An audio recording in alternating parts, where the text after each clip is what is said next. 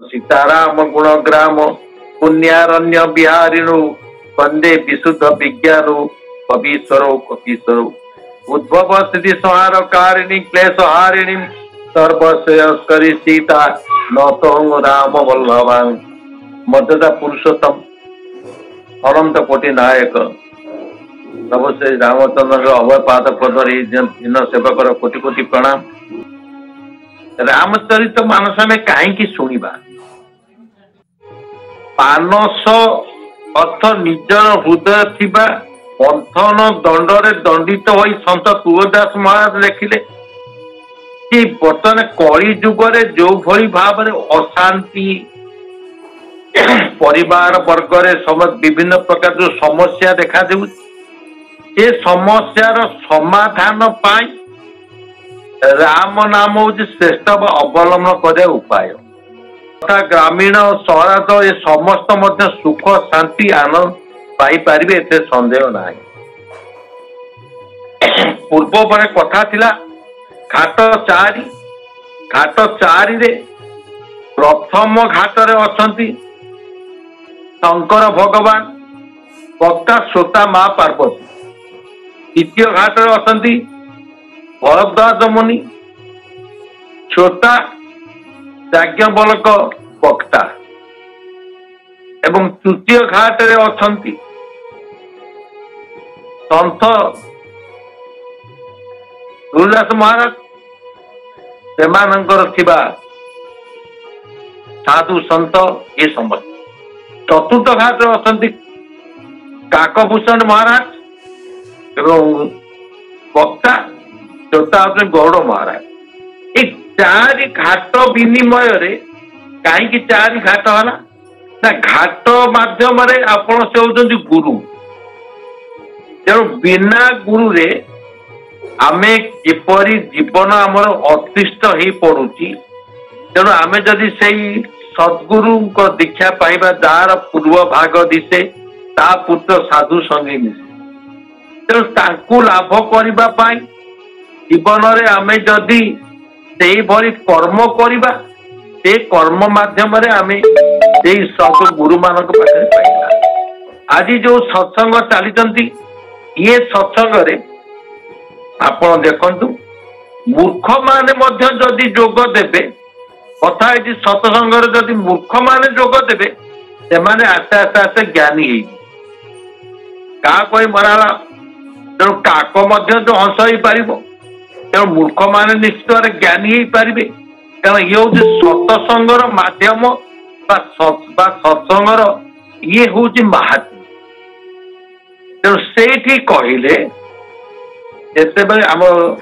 आज आरंभ करवा कौठू जो आज भगवान शंकर माँ पार्वती की कहले हे भवानी पार्वती शुण तुम्हें मते पचारुच मु सब क्या कथा जपुची कौन अन्य मनस्क रोचे मु अन्य मनस्क रोनी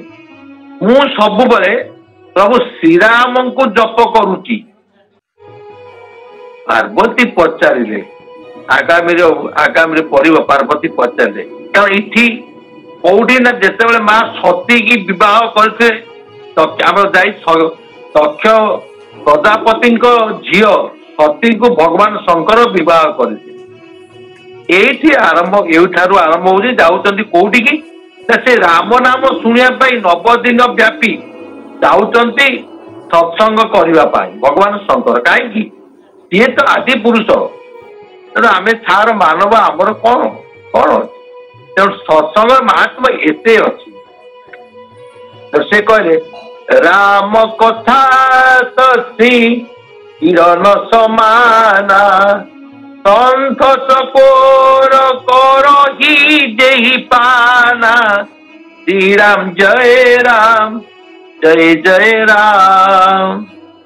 बोल सत्यान भगवान की। राम कथा शशि किरण समाना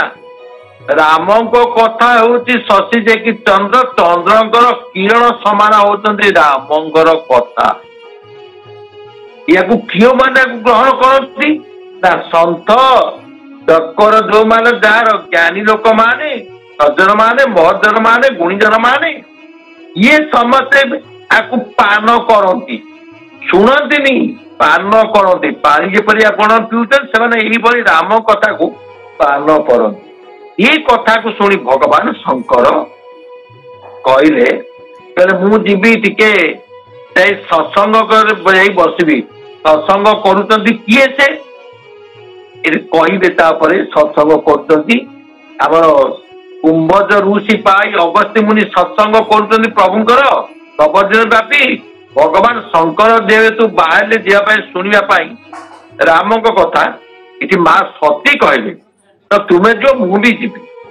तेणु दुई जन जाक बर्तमान जाऊँच सत्संग शुणा एक बार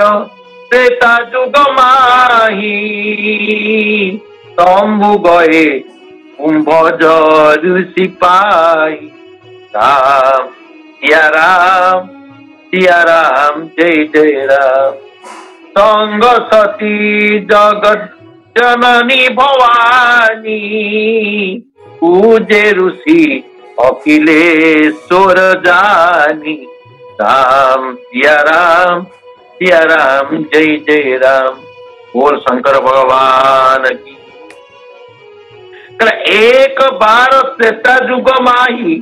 शंभु गए कुंभज ऋषि पाई आज भगवान शंकर जेते बेले एक बार त्रेता जुग आसी त्रेता जुगरे जेते बेले रामचरित मानस कथा कुंभज ऋषि अगस्त्य मुनि जेते बेले आरंभ करिसंती सेही कथा शुणिया को बाहरी संग सती जगत जननी भवानी संगरे सती माँ जगत जननी भवानी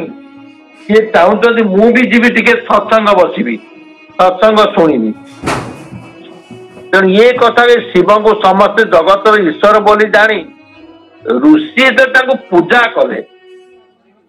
तेणु पूजे ऋषि अखिलेश्वर जान तेणु ऋषि जिते अगस्त्य मुनि पूजा कले कारण सी हूँ ईश्वर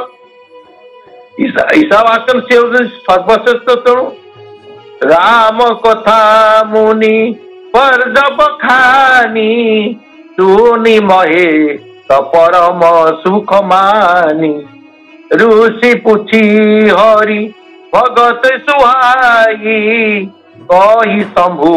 अधिकारी पाई राम सिया राम जय जय राम मुनि जेते अगस्त्य मुनि विस्तारित भाव राम कथा कहले हूँ परम सुखद जानी महेश्वर अति आनंदित होगले नाची उठिले प्रेम से पुनः ऋषि भगवान शिव को सुंदर हरिभक्त विषय पचारे ऋषि की शुणिबार से अधिकार देले बोली जानी भगवान शिव अति रहस्य भाव भक्ति निरूपण कले प्रभु श्रीराम स्वरूप भंजन मोहि भारा हरि रघुवंश लीन अवतारा सीता वचन तजिराज उदासी चंद कवन विचरत विनाश श्याम रामचंद्र करे जेते बेले पृथ्वीर भार लाघव करने निमंते श्रीहरि आज रघुवंश आसी जे अवतार ग्रहण करिवे ये कथा जेते भगवान शंकर शुणिले एवं तापर पर शुणिले से पितृवाक्य पालन करने निमंते राज्य त्याग करी तपस्वी वेश धरी दंडकारण्य विचरण करिवे ये कथा भी केते बेले शुणिदेले तांको हृदय से दुख आसीगला प्रथमे सुख तापर दुख टिके आसीगला तो दुख आसीगले शंकर उर अति क्षोभु तति न जा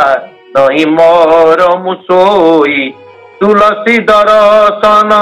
लोभु मन तरु लोचन शिव बड़ द्विधारे पड़ी थांती एड़े माँ सती मध्य मर्म किसी जानी न था तुलसीदास कहते यही मर्म जदि खोलिया कहया भगवान शिव सब डरू था सत कहीं काले अति ए कथा जानी सारा पर निजको अति तुच्छ मन करदे हेले प्रभु दर्शन लोभे नयन काले लालायित हो ତେଣୁ ସେଥିପାଇଁ ଭୟରେ କହୁନଥିଲେ ରାବଣ ମରଣ ମନୁଜ କର ଦାତା ପ୍ରଭୁ ବିଧି ବଚନ କି ନ ସାଚା जो नहीं जाऊ रही पछितावा करत विचार रुन बन तो बनावा राम जय जय राम। परोक्षरे कहले से रावण मनुष्य हाथ में मरिया ब्रह्मा को वर मागी तेणु यही चिंता कले ब्रह्मा ताकू से वर देइथिले को वर ना सीताहरण रावण मरण ये कथा जिते तो प्रभु जन्म नथिले विवाह कर तेणु ये कथा लिखिदे ब्रह्मा जी लिखिदे तेणु ये सब ब्रह्मा वचन को सत्य कारण परिणत करने चाहते तेणु निश्चित भाव प्रभु अवतार आसवे आसवे अवतार तेणु से अवतार जिते आसवे से पाखक जाओ प्रभु पाखक जीवी भगवान शंकर कहे शिव ये विचार बुरी किसी स्थिर कर पार न था कारण माँ सती तेणु से ए कथा को चाहते तीर विकल नौ भय रघुराई ओ जत विपिन फिरत दो भाई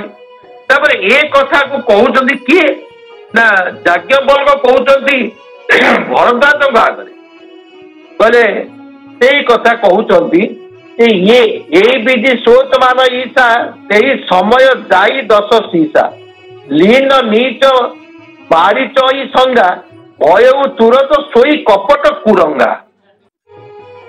क्या रावण जिते बड़े ए कथा को जीव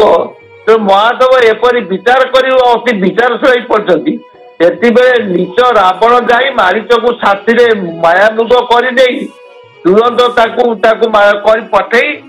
माँ जानकी को हरण करने जिते कर छलु मूढ़ हरि वैदेही प्रभु प्रभाव तासु विरितन से मृग बधी बंधु सहित हरि आए आश्रम देखी नयन जल छाए तेणु से पठेले मूर्ख रावण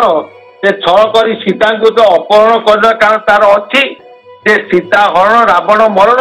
से सीता को जिते हरण करने चाहूँगी से मारीच को आणिकी से पठे मृग मार मृग कर पठे देती माँ सीता टी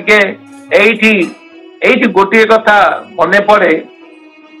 जिते वनवास आते माँ सीता को कही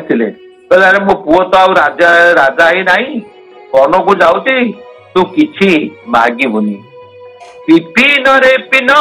पूर जाओ पूर्व द्रव्य देखी न मागिबू पिपिन रे पिन उरजा माँ सीता कहले विपिन जंगल रे पिन उरजा अपूर्व द्रव्य देखी न मागिबू तू किसी अपूर्व द्रव्य मागिबू ना कारण वो पुओ बर्तमान राजा राज नाई राजवाटी नाई जंगल को जाऊँगी तेणु से कहले ठीक अच्छी जदि जंगल को जाऊ से कथा को कहले ना सीताहरण रावण मरण लेखा अच्छी तेणु माँ माने जानकी को सब याज्ञवल्क सब कहले माँ जानकी जन्म ठार राम बह पर्यटन कही आसिले से वनवास में पहुंची गले पंचवटी जाते पहुंची गले गोदावरी नदी कूल पंचवटी पहुंचले से मारीच आसला सोनार मृग हो हरण कर नहीं आश्रम खाली पड़ी ता देखी सीता को खोजी खोजी न पाई नयन लुह छल छल होगला प्रभुंर से कथा कहते पीर विकल नर भय रघुराई हो जत विपिन फिरत दो भाई कब